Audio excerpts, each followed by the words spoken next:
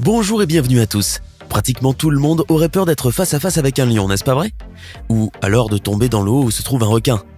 Bah oui, ce n'est pas du tout quelque chose que l'on souhaite. Avoir peur de ces animaux, c'est normal. Mais avez-vous peur des insectes? En fait, presque personne n'a peur en voyant un moustique ou une fourmi. Pourtant, dans la vidéo d'aujourd'hui, vous allez découvrir que quelques insectes très petits peuvent être plus dangereux que les féroces animaux sauvages. Voici donc les 10 insectes les plus dangereux du monde.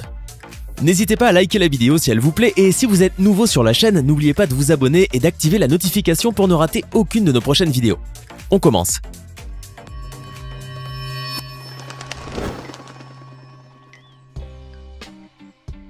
Vous le savez, le monde animal est vaste et comporte une grande variété d'espèces.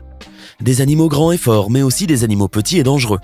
Alors sans perdre de temps, nous allons commencer avec la mouche tsetse, qui est l'insecte ayant la piqûre la plus mortelle de toutes.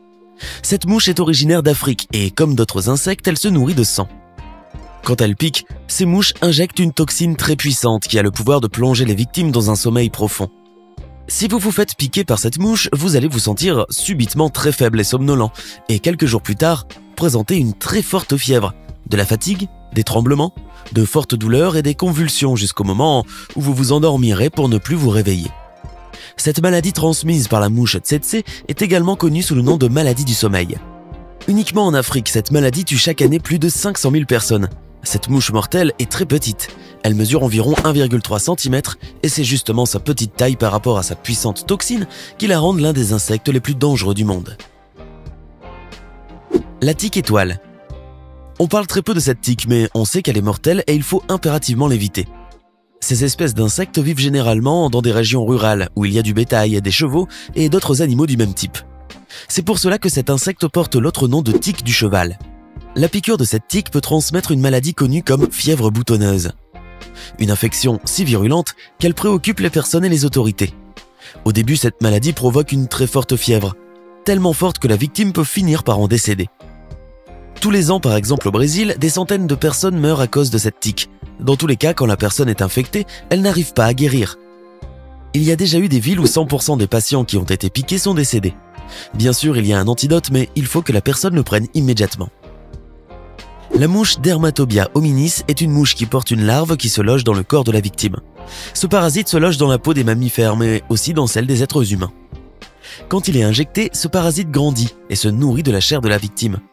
Ces larves qui se logent dans les êtres humains sont aussi connues sous le nom de Burns. Et le processus pour retirer ce ver est très douloureux et dégoûtant. Quand cette mouche injecte ses œufs et qu'ils grandissent, cela provoque une infection s'appelant myase et qui laisse le corps de la personne plein de bestioles. Le saviez-vous? Vous avez déjà dû voir quelques images de cela sur internet. Si cela n'est pas soigné, le sujet infecté peut décéder ou au minimum la partie de son corps qui a été piquée restera complètement pourrie. Il existe deux types de myase. Celui qui attaque la peau et celui qui s'en prend au nez. Ce dernier cas arrive surtout à ceux qui souffrent de rhinite et chez qui la bestiole réussit à s'installer à l'intérieur du nez. Malgré le fait que cette bête ressemble à une petite chenille mignonne avec des poils, ne vous y fiez pas et surtout ne la touchez pas. Ce sont justement ces petits poils qui rendent cet insecte très toxique. Ils sont reliés à plusieurs glandes venimeuses et ils sont tellement fins qu'en touchant la chenille, ils pénètrent facilement dans la peau, tels des épines acérées. Et une fois que ce poil est à l'intérieur de la peau et d'une façon très simple, le poison pénètre dans le corps et, en quelques secondes, la victime peut commencer à avoir des nausées, de fortes douleurs dans la poitrine, à vomir et même à ressentir des convulsions. Ces désagréables sensations peuvent durer jusqu'à 12 heures. Dans la plupart des cas, on ne peut rien faire, il faut juste attendre que le temps passe. Seulement, pendant cette longue période de 12 heures, la toxine peut s'aggraver et provoquer un problème respiratoire, obligeant à consulter rapidement un médecin. Voilà pourquoi je vous donne un conseil. Si pour une raison quelconque vous touchez à un tel insecte, ou je ne sais pas, si vous vous êtes fait piquer par un insecte dangereux, allez à l'hôpital en essayant d'amener avec vous l'animal incriminé. Il est évident que dans le cas de cette chenille, vous ne pourrez pas l'attraper par la main. Mais vous pouvez la transporter dans un pot. En effet, il est important que le médecin voie l'insecte. Cela lui permet de savoir quelle toxine vous a infecté et il lui sera ainsi plus facile de vous soigner. Avant de continuer la vidéo, il est temps de répondre à la question du jour. Elle est très facile aujourd'hui, car si vous avez bien écouté la vidéo, vous pourrez tout à fait y répondre. Bon, écoutez bien. Qu'arrive-t-il aux personnes qui sont piquées par la mouche tsetse? Est-ce option A, ils s'endorment? Option B, ils se grattent? Ou encore option C, ils s'évanouissent? Réfléchissez bien et écrivez la bonne réponse dans les commentaires. Réponse tout à l'heure en fin de vidéo. L'araignée veuve noire peut être trouvée partout dans le monde, sauf en Antarctique. Elle porte ce nom car les femelles ont l'habitude de tuer et dévorer le mâle après l'accouplement, devenant ainsi une veuve. Ces araignées ont l'habitude de se cacher à l'intérieur de vieux pneus, de canettes vides et même dans les chaussures. Elles sont super venimeuses mais ne sont pas agressives. Elles ne piquent que quand elles se sentent menacées. Par contre, quand elles piquent, la victime souffre atrocement tellement le poison est puissant. Au moment de la piqûre, la douleur est très légère, ressemblant à une piqûre de moustique. C'est après que le problème surgit lorsque le poison commence à se disperser dans le corps. En 15 minutes, il commence à affecter le système nerveux et provoque de fortes douleurs, des crampes et des spasmes. Au fur et à mesure que le poison s'éparpille, les heures suivantes sont encore pires. La victime peut même se retrouver en partie paralysée, le rythme cardiaque diminue, la douleur augmente et beaucoup disent même avoir des hallucinations.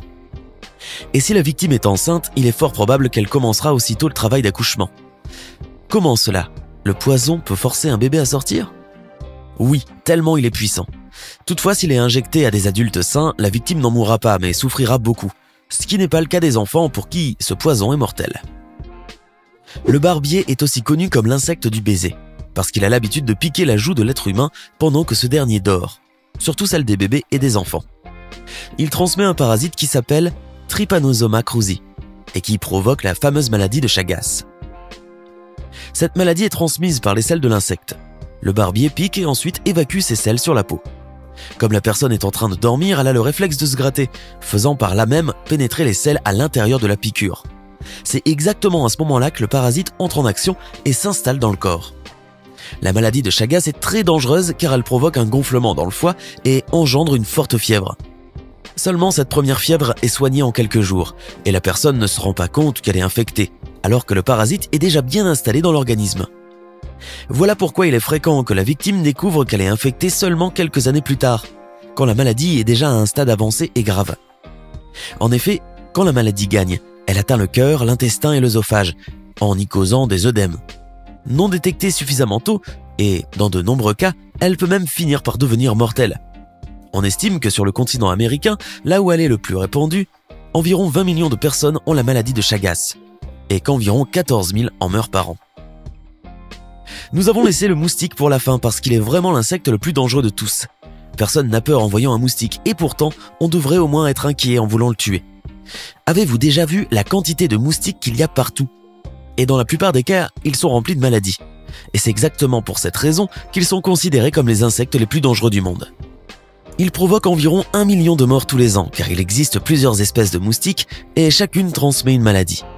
Et l'une des plus mortifères est la maladie connue sous le nom de paludisme, une maladie tellement dangereuse qu'elle est responsable du décès de millions de personnes. Et celle-ci est la plus connue et célèbre d'entre toutes. Pour en revenir au paludisme, pour que vous puissiez avoir une notion, l'Organisation mondiale de la santé estime que toutes les 30 secondes, un enfant meurt à cause de cette maladie.